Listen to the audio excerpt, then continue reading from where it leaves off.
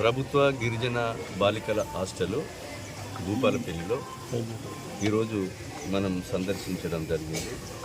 ప్రభుత్వ గిరిజన హాస్టల్ చాలా మంచిగా ఉన్న క్లాస్ రూమ్స్ నీట్గానే ఉన్నాయి.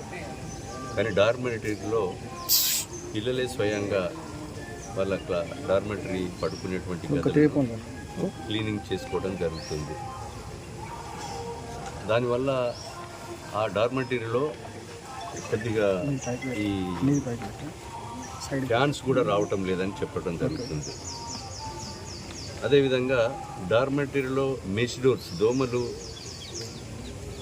మున్సిపాలిటీ ఏరియా ఇది, దోమలు వచ్చి మలేరియా విషజ్వరాలు వచ్చే ప్రమాదం ఉంది. మెష్ డోర్స్ కావాలని విద్యార్థులు అడుగుతున్నారు.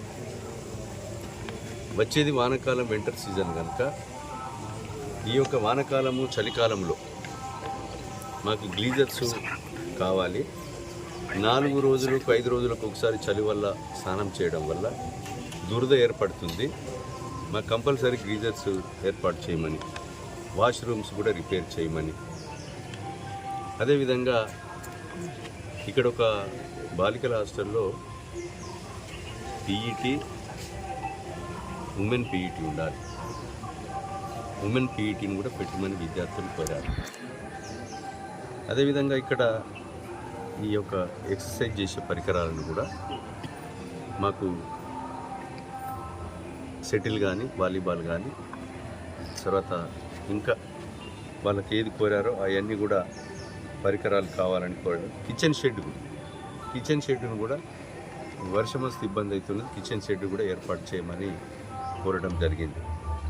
అదేవిధంగా ఈ యొక్క ప్రాబ్లమ్స్ అన్నీ కూడా ఇప్పుడే ఐటీడీఏ పీఓతో మాట్లాడా, వారి పరిధిలో ఉన్నాయని ఈరోజే రిజాల్వ్ చేస్తా అని చెప్పడం జరిగింది.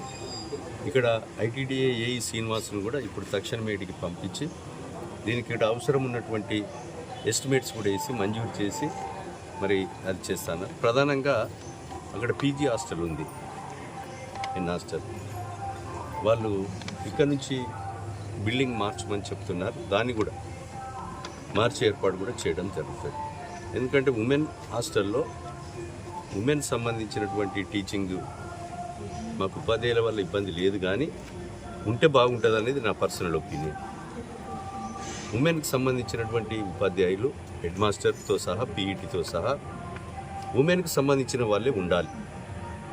పిల్లల కాంప్లైంట్ ఏం లేకున్నా నా యొక్క శాసనసభ్యునిగా నా పర్సనల్ ఒపీనియను, ఉమెన్కి సంబంధించినటువంటి హెడ్ మాస్టర్, ఉమెన్కి సంబంధించినటువంటి ఉపాధ్యాయులు, ఉమెన్కి సంబంధించిన పీఈటీ ఉంటే బాగుంటుంది అనేది నా ఆలోచన. దీన్ని కూడా అమలు చేయడం జరుగుతుంది.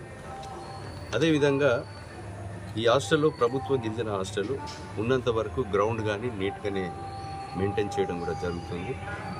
మంచిని మంచి, చెడుని చెడు. ఫుడ్ కూడా బాగానే ఉంది. ఈ రాష్ట్ర ప్రభుత్వం ఎన్నికైన 20 నెలల నుంచి మెస్ ఛార్జీలు పెంచాం, కాస్మెటిక్ ఛార్జీలు 200% పెంచడమే కాకుండా డిఎస్సిని నిర్వహించి 11,000 మంది ఎడ్జిటి స్కూల్ అసిస్టెంట్ పోస్టులను కూడా నియామకం చేసినటువంటి ఘనత కాంగ్రెస్ ప్రభుత్వాన్ని.